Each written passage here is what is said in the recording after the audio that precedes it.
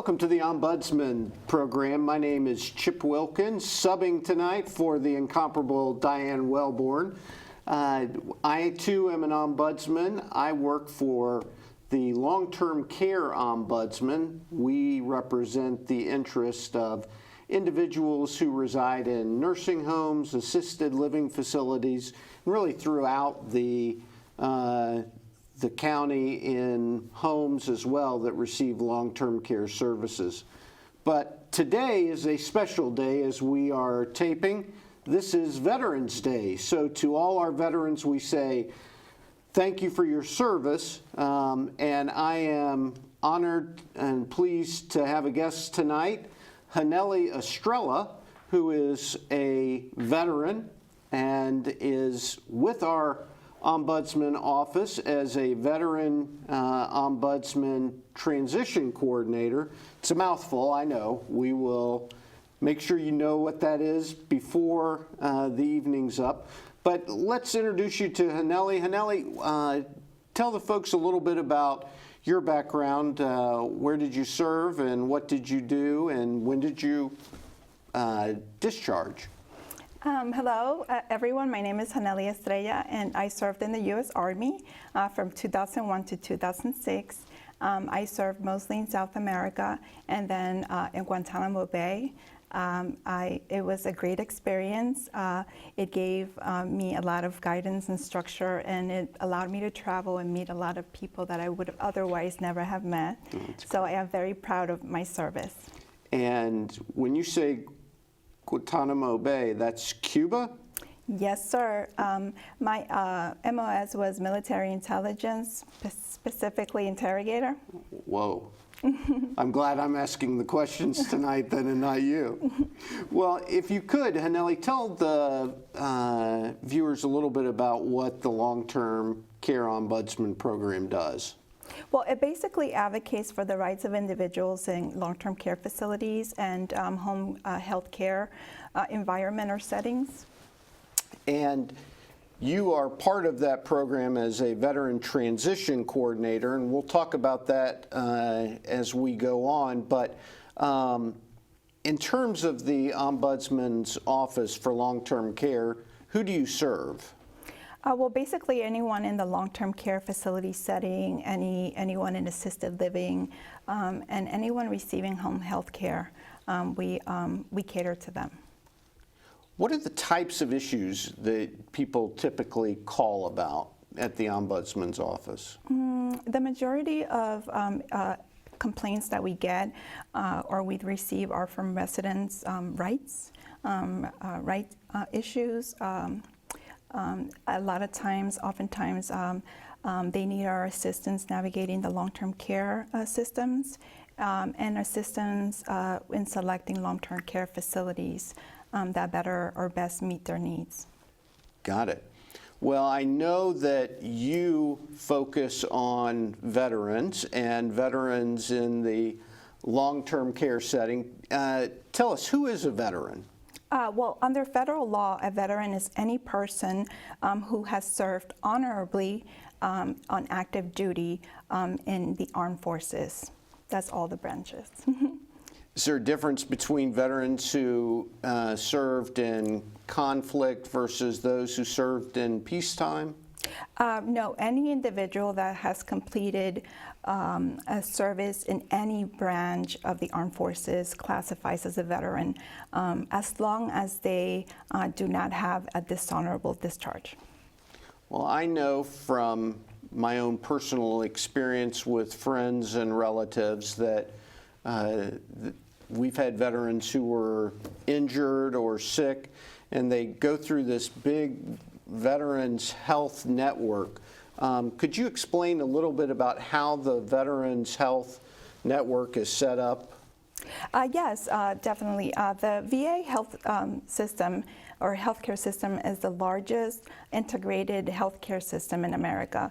It serves over 9 million veterans every year. So it has 1,255 facilities nationwide, healthcare facilities, 170 medical centers, and about 1,074 outpatient clinics. So it's very expansive as far in the realm of healthcare goes, and how it delivers that to the veterans. So it literally is its own healthcare network and system throughout the country. Yes, yes, it is. Well, if a veteran is in the Dayton area and they need services, where do they go? They'll go to the Dayton VA hospital. Got it. Does the VA, I know you talked about, I think it was 1,255 facilities they own. Does that include some nursing homes? It does include nursing, what they call community living centers, where they're housed within the healthcare system, or in here, for example, in the Dayton VA, there is a specific section where long-term care veterans are able to live in. But also, for example, in the Chillicothe VA, they also have a long-term care program. So not all hospitals have one, but we are fortunate enough in this area to have one within the VA hospital. Well, I know here in Dayton we have a lot of veterans, and not all veterans could possibly fit into the nursing home next to the VA hospital. So what are veterans to do if the VA nursing home is full? Are there other contracted nursing homes outside of the VA that veterans can utilize? Yes, in fact, the VA contracts with privately owned nursing facilities, and that allows veterans to have more choices in their care. So if they don't want to, for whatever reason, stay at the Dayton VA hospital, it's not convenient for them, their family can't visit them, it's too far. There's 15 VA contracted facilities here in our area, and 4 of them are in Montgomery County. So they do have choices. Great. I know many veterans who were in combat suffered injuries that affect them daily. How does the VA categorize and quantify a veteran's disability? Well, the VA has their own rating system, and that is very complex to explain, but essentially those disabled veterans who go to the VA for care, for health care, they take priority, so they're priority 1, and there's 8 different priorities, 8 being the lowest priority. So veterans in the lowest priority are veterans who are eligible to get health care because the VA hospital, the VA healthcare system does not turn away any eligible veterans for care, but they may experience some co-pays because it is income-based at that category if you're not service-connected. So they give priority to those veterans who are service-connected. I hear service-connected disability thrown out a lot in nursing homes. What is service-connected disability, and really how's it calculated? So the VA healthcare system has its own way of determining the award disability ratings, and it goes from the gravity of the service connections and how they have their own formula on how to add these together, and it's not always that simple. And the veterans must apply for a service-connected compensation. So a veteran can go to the VA healthcare and be in a priority group that they don't belong to, and not know that they have to apply for a disability rating. So once they are in the correct priority group because they've applied for that rating and they are in fact service connected at that point, then their priority changes within the VA healthcare system, but it also changes compensation-wise. But the compensation portion is the one that a lot of veterans don't know they have to apply to get. It's not automatic. So I make sure we all understand. It sounds to me like then if a veteran, while they're in the service, if they're injured, if at the time that they're honorably discharged, they go through an evaluation and they're determined to be, let's say, 30% disabled as a result of their service, that's what is a service-connected disability. Is that right? Well, there's many different ways to get a disability rating. Ideally, we want our veterans to come out of the military either because they're discharged medically, which would automatically give them that percentage and the rating, but also if the veteran is already awarded a certain disability. A lot of veterans don't know that they have to apply to have that disability looked at again. So to have that reassessed, to see if they're eligible, because their circumstances have worsened, if they're eligible for an increase in that same disability rating.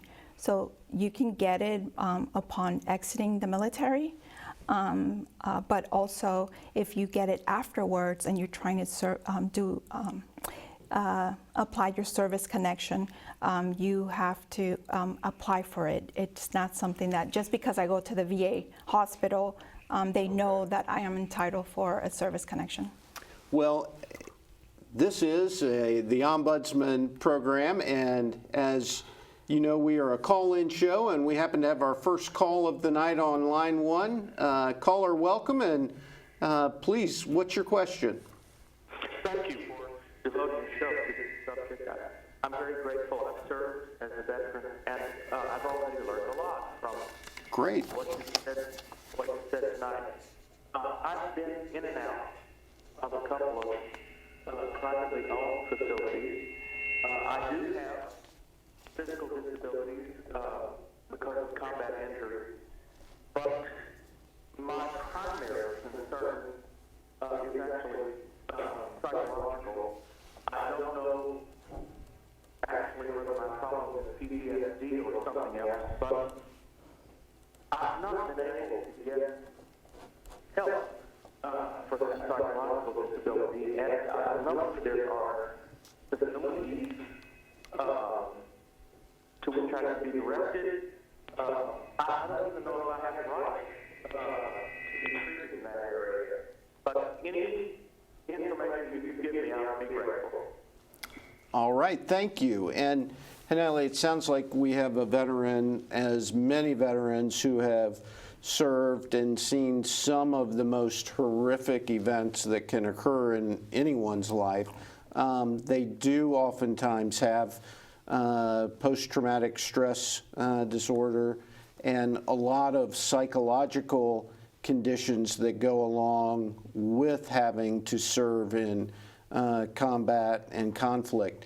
Is there, first off, to your knowledge, are there services available for veterans to help address their psychological diagnosis? Definitely there is. You can always go to the Dayton VA hospital and get seen there. Just, depending on, I don't know, you didn't say what your service connection was, your percentage was, but at any rate, you are eligible if you were discharged from the military honorably. So you can go and get seen depending on your rating. There might be a copay or they might not. But as far as getting paid for a service-connected psychological issue, I think you would have to talk to a veteran service officer. And if you want, please call me, and we'll reassess your situation on a one-on-one basis. Usually with every case, it's a case-by-case basis depending on your specific situation, so I can't really give you specifics. What I can say is that if we are able to connect the psychological trauma that you're experiencing to your service, somehow we can definitely help in getting you both the care that you need at the VA hospital if you needed to go there at whatever priority level, or get you compensated for that. Well, basically, it's an entitled benefit that we as a country owe to you for your sacrifice. Thank you. And caller, we do strongly recommend you contact our office. And with that, we've got another caller online. Caller, thanks for calling in this evening. What can we do for you? I'm calling because what is role with long-term care as it relates to veterans? What does she do benefit them locally or even statewide? Great question, and really will lead us into our next major area, because Ms. Estrella is part of a new program here in the state of Ohio, and that's one of the exciting things that she's going to talk about tonight. Hanelly, what is that new program called, and what's it all about? So the program is called Veterans on Medicaid, and we reach out to veterans who reside in long-term care facilities and are recipients of Medicaid, and we let them know about additional entitlements through the VA, specifically the fact that if there's 70% or more service-connected disability rating, if they possess that, then they're able to get their long-term care benefits or long-term care health care paid for by the VA. Without having to, as we all know with Medicaid, having to contribute to that co-payment every month. Isn't it true that individuals who typically go into nursing homes, if they're not privately paying, which most of us can't do, when they're in long-term care, that is paid by Medicaid. However, any income that the individual's receiving, all but $50 of that has to go to the Department of Medicaid to reimburse the nursing home. I think that's how it works. Yes, definitely. So what happens is that Medicaid is of course income-based. So whatever Medicaid has set for that veteran to pay towards his care, he has to pay towards that from their Social Security check, or a lot of times if they are eligible for aid and attendance, which is income-based, but also the veteran must have served in a wartime conflict or wartime or conflict to qualify. So it's not a shoo-in. Then they're able to, additionally from the $50 from Medicaid, then if they qualify for aid and attendance and reside in long-term care, they can get an additional up to $90 a month. But it doesn't have to be this way. If they're 70% or more, or they suspect that they may be eligible for an increase, or they have a service connection, they can have the VA pay for 100% of their care without them having to turn any of their income over. So somebody who is at a long-term care nursing home on Medicaid, any income they get, including their VA disability awards or Social Security, that all goes to Medicaid. But under your new program that you're a part of, if a veteran is 70% service-connected disabled and they go to the nursing home, they now, instead of getting to keep just $50 a month, they get to keep all of their income. Yes, I mean, it varies depending on your disability rating, of course, but it could be up to $3,024 a month. Wow. That's at 100%. So Can a veteran who's 70% more or more disabled go to any nursing facility they want and still be covered under the VA program? No, this is what's so important for us to be involved in this process, because they're only able to get the VA to pay for their care if they're in a VA facility or a VA contracted facility. If they go to any facility they wish to, if they're not in the network, they will not pay for their expenses, even if they're 70% or more. What is, when you say VA contracted facility, what does that mean? A VA contracted facility are private facilities that fit the standards of the VA, the standards that the VA has in place for the veterans who reside at the actual facility, the VA facility itself. So because they're not able to be there for whatever reason, or it's not convenient for their family, whatever the reason it may be that they choose a VA contracted facility, then that just opens up the options for the veterans and their family. What are some of the benefits of participating in the Veterans on Medicaid program and having to relocate to one of these VA contracted facilities? The benefits are both financial and also having the peace of mind, for example, for veterans that have a spouse that that is out in the community and it doesn't reside in long-term care and doesn't need long-term care, then they have that peace of mind of knowing that their loved one is taken care of. They're able to meet the bills every month without having to scrounge for money here and there. So they do feel comfortable in that decision. Good. When being under the VA contract. Under the Veterans on Medicaid program, what can a veteran expect in their level of care? I mean, in terms of the care that they receive as being part of the Veterans on Medicaid program? They have more oversight. Obviously, they have a veteran representative in the facility several times a month to check on several different veterans, and they are holding them to a different or an added standard that basic or non-VA facilities don't see. So they're able to get that higher level of care that the VA, the Veteran Administration, is known for. So I'd like to look at that family benefit for just a second, because as I understand it, let's pretend we have John and Jane who are married.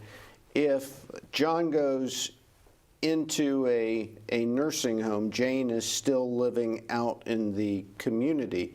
I know under the Medicaid rules that a lot of their income is going to now go to the nursing home, and Jane may have to move. It certainly will affect her daily life and the quality of her daily life. But on the Veterans on Medicaid program, tell us how Jane in that scenario is going to be affected if her husband qualifies as 70% or higher service-related or connected. So I've had that happen to several veterans that our program has worked with in the past. There's times where veterans don't know that they have to apply to get their disability rating reassessed. So after working with them and after experience that increase in rating, then we were then able to seek out VA contracted or VA facilities to accommodate him. And the wife in those cases, the spouses in those cases, were able to afford living out in the community, and all the income coming in was no longer going solely towards their spouses and the nursing facilities care. So it was a lot more comfortable for them to be able to just use that money for day-to-day life without having to worry so much. I mean, I'm sure they still worry, but sure, so much about the expenses, the monthly expenses. So that was a relief for these families. You know, I'm guessing there are veterans at home right now might have been honorably discharged, but when they went through an evaluation of their disability, they were only, say, 30% disabled, and we keep throwing this 70% number around. Can individuals benefit from this program who may currently have a disability rating of less than 70%? Yes, please reach out to us if you suspect that your disability can be increased, if your symptoms have gotten worse, if there's other symptoms that you didn't have before, and then all of a sudden you're experiencing them, and then we can attribute those to benefits you're receiving currently, or we can see whether or not you qualify to have to submit for an increase through your county veteran service office. We work hand in hand with them to do this, and it is possible. Just simply because you were awarded a certain amount, a certain rating 10 years ago, doesn't mean that that rating is stopped. You know, as we age, we deteriorate more, and new things come up, and new conditions come up or worsen. So the VA is aware of this. The only thing that I want to emphasize is that veterans must apply for this increase. Is not something that comes automatically, and that the VA hospital healthcare center, they can go there for care, but that has nothing to do with the rating that you can potentially get if you reapply or apply if you suspect you have a service-related condition. So no matter what I hear you saying is that if a veteran wants to increase their service-connected disability, they need to take the initiative and request a new evaluation. Is that fair? Yes, that's fair to say. Exactly. And I heard you mention the VSO, Veteran Service Office. If you could explain to the viewers what that is and how they are connected to this process of evaluation of disability.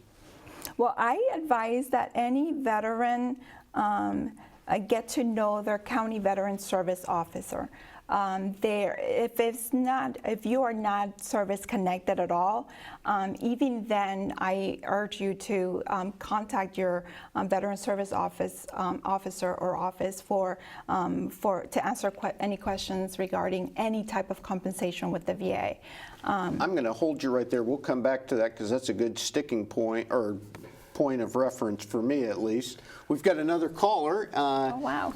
Caller, thanks for connecting with us this evening. How can we help you? Thank you so much for this program. I'm the wife of a veteran who's living in a nursing home because of his combat disability, and I was wondering how would this program benefit me and my husband?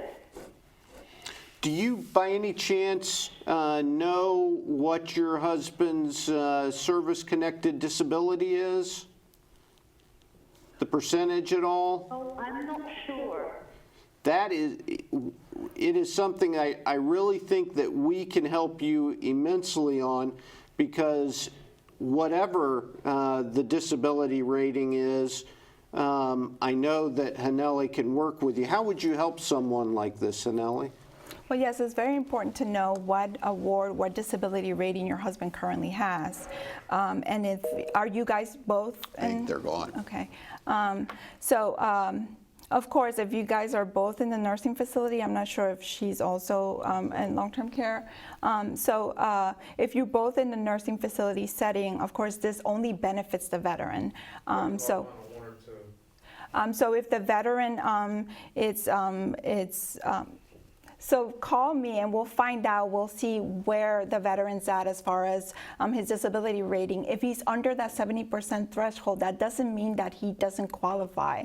So we just have to see, using our resources as like your county veteran service officer, to gauge where you're at and gauge whether or not you have a viable case to take to the VA compensation for an increase. I think the short answer is call us, because it is always worth investigating. With that, we've got another caller. Thanks for calling in this evening. How can we help you? Hi, yes.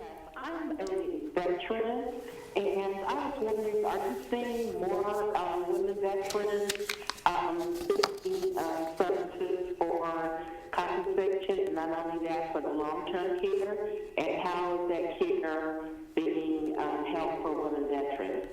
Great question. Thank you. Hanelly, are you seeing more women veterans now that are receiving long-term care?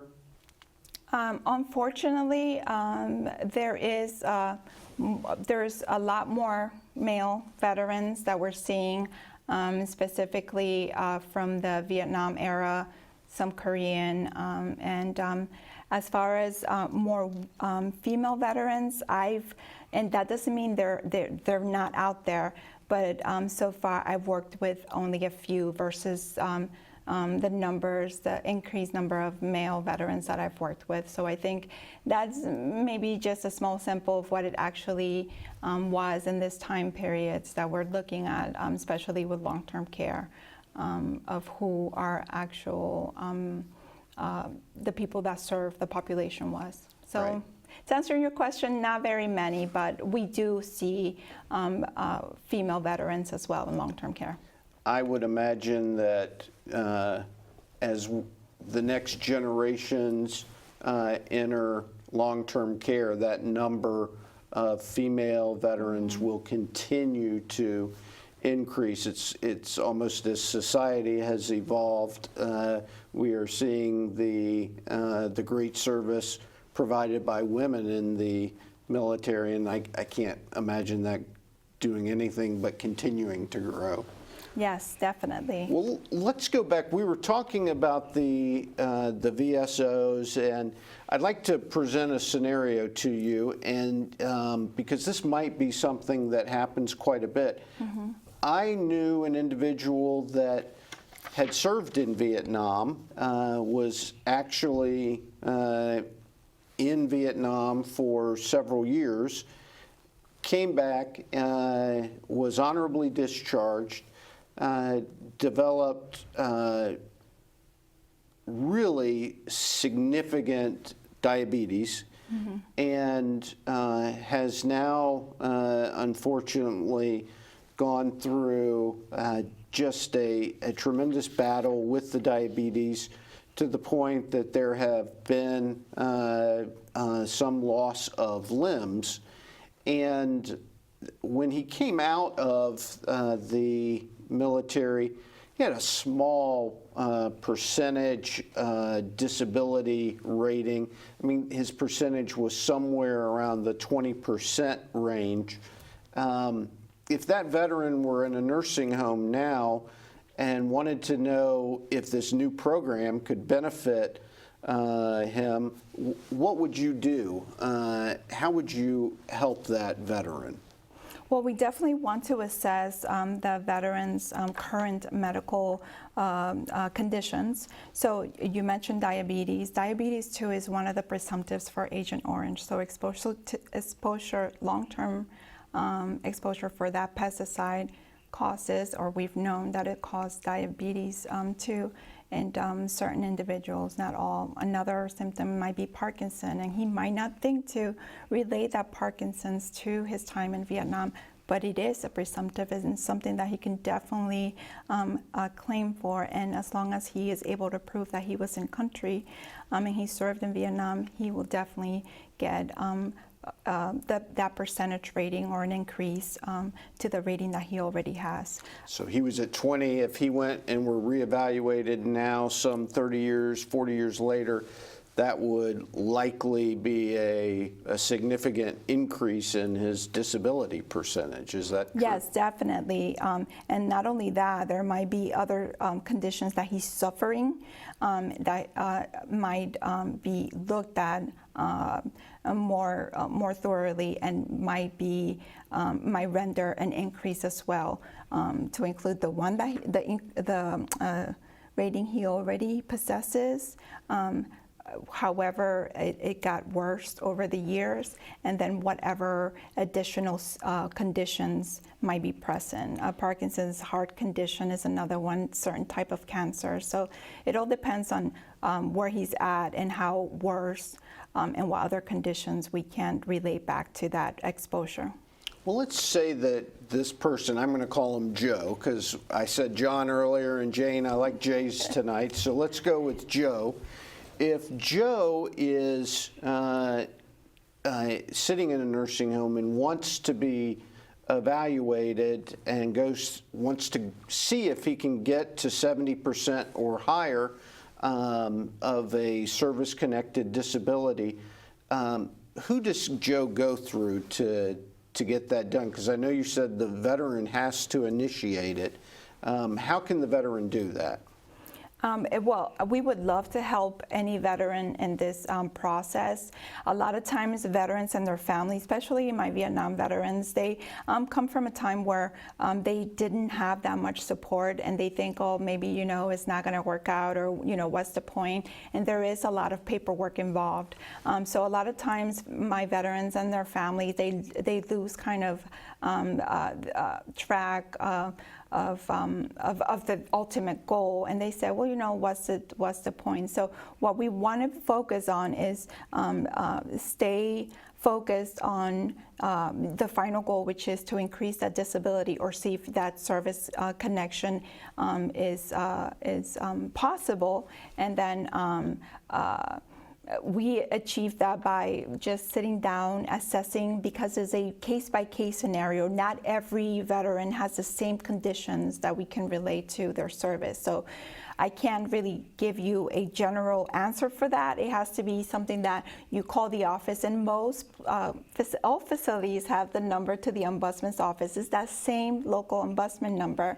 You just ask for the Veteran Transition Ombudsman, and we'll definitely sit down and discuss your situation specifically, and then move from there. Either if we have to work with the Veteran Service Office to make sure that we increase or get a service connected disability in place, or you already are eligible and just didn't know that the VA would cover your expenses. All right. Well, it looks like we have another caller calling into the show. Welcome. Happy Veterans Day. How can we help you?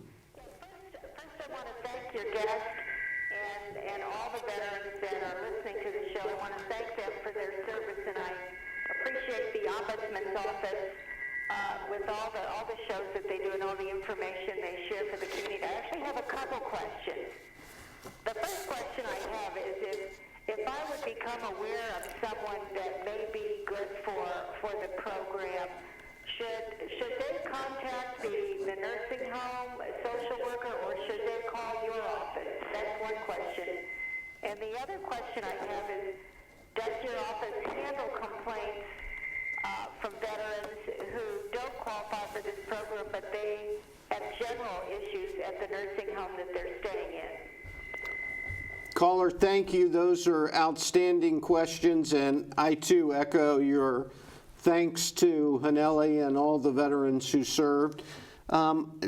Taking that from your second question first, I will tell you, as the program director for the Long-Term Care Ombudsman's Office, we absolutely will take any call, complaint, concern, question, whatever it may be, from a veteran who is in a nursing home that has any issue with the service they're receiving. Our office does this by law, but everyone that works there, this is more than just a job. It's really what we all love to do, and it's more a calling than a job. So please, if there is a veteran, or can be a non-veteran, anyone, if you have complaints or concerns about your care or treatment in any long-term care facility, call us. We will do everything in our power to assist. Now, Hanelly, I'll let you field the first question that was posed there. So for the first question, who do you call if you suspect that you or you think you or someone you know is eligible for more assistance from the VA or additional benefits, or specifically to long-term care, please give us a call. We would love to sit down with you and assess your situation and see where you fit in and what is beneficial to you. Even though you come out of this without getting a disability rating or getting news that you have a disability rating that will qualify you for the VA to pay for your care, there are other programs that you may not know about that we are able to share with you. Like, for example, if you are in long-term care and you are served in a time period of war or conflict and you are low income, you're entitled to an additional a stipend for personal use other than the $50 you get from Medicaid already. So it's always good to know what's out there and know what your options are, so that you can make a better or the best educated decision for you with the resources. You know, we talked earlier, Hanelly, about Jane and John and then Joe with the diabetes, and Joe wants to now see if he can increase his disability and service-connected disability percentage, and he does reach out and contacts you. How long should a veteran expect this process to take when they start from the beginning and want to be to increase their service-connected disability? Again, this is a case-by-case basis. I've seen cases that go for an increase to the VA. So we work with a veteran service officer in their county, and they submit for that increase, and they come to find out they're expedited because of their age or because of the actual conditions that they are experiencing or have been experiencing. And in those cases, I've seen cases expedited and come back in less than 3 months. But there are times, because we have to collect information about the service, we have to verify that the conditions you say are related to the military are in fact documented either in National Archives or within the record for the service member called the DD-214. So we have to make sure that all the records are in place, medical records, hospital visits. So it's different with every case. So we just have to sit down with that veteran and see what they have access to, get what they don't know, what they don't have access to, and see where that's at, and that takes time. To answer your question, it could take anywhere from several weeks to a year, up to a year. So. And oftentimes, if it comes back and is denied, the veteran can dispute that if they have new information or if they feel like it was an unjust decision by the VA or the Veteran Administration. They can definitely dispute that, and that's something else that the Veteran Service Officer can help that veteran with. So does the Veteran Service Officer make the determination about the percentage increase for a veteran like Joe who had diabetes, or is it a doctor, or who actually makes that decision or determination about a percentage change in a service-connected disability? So yeah, there's 88 counties in Ohio. Every county has a veteran service officer who helps with this paperwork, because it can be very overwhelming for any veteran and their family. They don't make the determination. They can make recommendations for the veteran, but if they say, well, we don't think you have a case and the veteran desires to proceed, they do help them file in any event, or if they want to dispute it, even if the veteran service officer doesn't think that it might go through and the veteran wishes to proceed, the veteran service officer will do what the veteran desires at that point. So they're always a good source of knowledge. They are trained to communicate with the Veteran Administration, so they're your best bet. Of course, you can do you can apply for increase or apply for disability rating yourself. You can get a lawyer to do that, and that could be very costly. Or you could allow the Veteran Service Officer in your county that is highly trained to file cases, compensation cases, work for you. So it's really, I think I highly recommend going that route as opposed to doing it yourself or paying someone and you don't know what the outcome might be. Hanelly, I know that in times we have talked that there are some real, what I call red flags. There are certain events or conditions that when you hear that term, I think you used one earlier about Vietnam, it automatically triggers in your mind that this might be a veteran who can be assisted. What are some of the red flags that you look for, just so our veterans listening can know whether or not they fall into one of these categories? Right, we already talked a little bit about the Vietnam era veterans. Even to include if you're a Navy veteran and you were in the vicinity, maybe not boots on the ground in Vietnam, they're opening it up, I think starting January next year, 2020. They're opening it up to those veterans who are Navy veterans, and they're called blue water veterans that weren't necessarily in country. So even those veterans can benefit from just reaching out to their Veteran Service Officer, hopefully reaching out to us so that we can better assist them. Presumptives for Agent Orange that a lot of people may not be aware of is Parkinson's disease, heart conditions, diabetes type 2, other presumptives, certain cancers that are directly connected to the pesticide. To my Marines that were in Camp Lejeune, North Carolina, between the early 50s to late 80s, they were exposed to contaminants there. So if you were at some point stationed there, there's 50 presumptives, different types of cancers as well that are eligible for compensation. For my Desert Storm 90s on forward, there's fire pits that they were exposed to. There's chemical and biological warfare agents that were used or that our soldiers were exposed to there. Even veterans that might not think that a violent crime that was that happened or occurred while they were serving, a trauma, domestic violence, or sexual trauma, that they might not think that it's service connected, but for some of the female veterans that I have, and I'm not saying that it doesn't happen to male veterans, I just haven't come in contact with it yet, but for my several of my female veterans, we were able to go ahead and submit for those.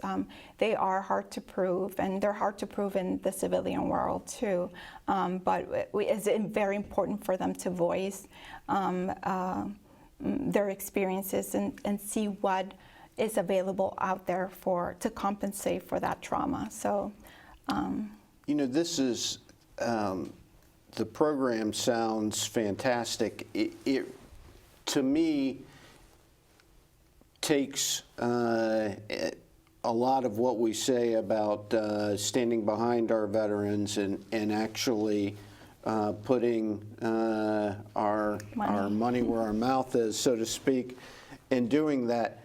But I believe we mentioned Medicaid and the Veterans Administration. Are they both actively involved in this program, and is this something that they're both excited about doing, or is there any pushback from anyone that you know of? No, they're actively working together because that benefits our veterans and giving them more choices in their care. Even if they don't take advantage of having the VA pay for their services, it's important for them to know what's out there, what they're eligible for, and if they're not eligible, what can they do to become eligible? And then even if they don't use it now, if they're happy in the long-term care facility that they're at now, and they don't care if they're getting any more money elsewhere or if the VA is paying for their care. Even then, things change, and I know things may change and they might not need the services now, but it's always good to know that you have options. So in the future, in the event that circumstances were to change, then you have the option to also change what you do about it. So I think this is the most important part of that relationship or that community partnership with the VA and the state, giving those veterans more options. You know,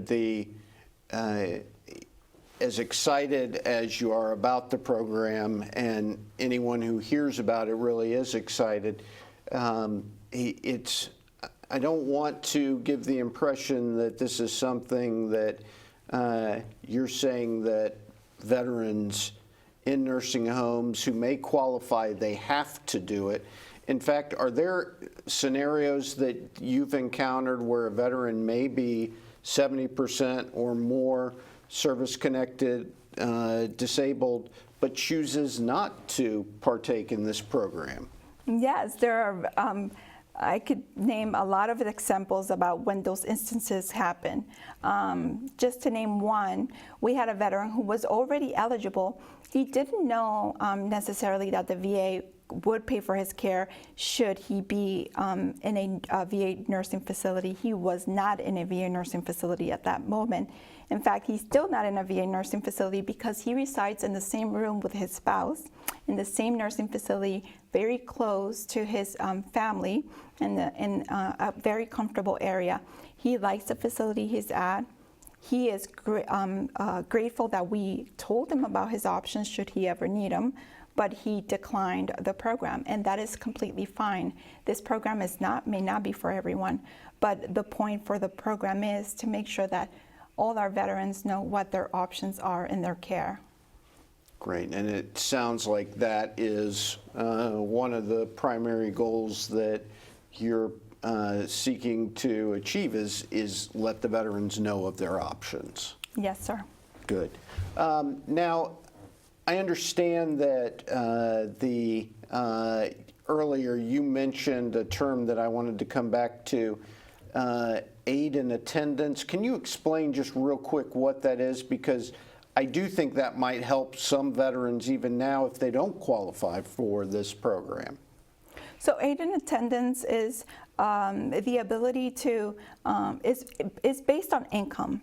So if a veteran who served in a wartime or in a conflict era, if they served under those circumstances, they qualify, but they also have to be income-based. So most of our veterans in long-term care that are on Medicaid are already fit that description, but they don't know either because they weren't asked in the Medicaid screening process, or no one knows that they're an actual veteran. So they don't hear about this benefit where they apply for aid in attendance and they get additional funding where they see up to $90 in addition to the $50 they already get from Medicaid. So that's one of the things that's beautiful about this program, that maybe what we're offering doesn't apply to you, or you don't qualify, you're not eligible for, but there's other things that you may not know that you're eligible for as well. So it's always good to talk to the veteran, assess where they're at, and see what is available, and then put them in touch with that community partner so that they're able to best address their needs. Sounds like our veterans are going to have to also face a choice about which nursing home they may want to go to if they're part of this program. Is that something that the list of available nursing homes, do you have access to those homes and that information, and is there any other organization that has that? Yes, we partner with Chuck Calasicina up in Akron, and he has the northern most part of Ohio. He has 48 counties, and I have the 40 southernmost counties in Ohio. And you can call in our area the Ombudsman's Office, the Ombudsman number, and ask for me, and we're able to further assist you. We'll show you the list of nursing facilities that are available. However, I like to assess the veteran first, because it's really not constructive for me to show the veteran all of what's available out there, and then come to find out they're not eligible for it. Hanelly, sorry to interrupt you. I just want to thank you so much for being a part of the program tonight. It has been incredibly educational. I want to thank the viewers, and more than anything, I want to thank the veterans. Thank you all for your service. For the Ombudsman's Office, good night.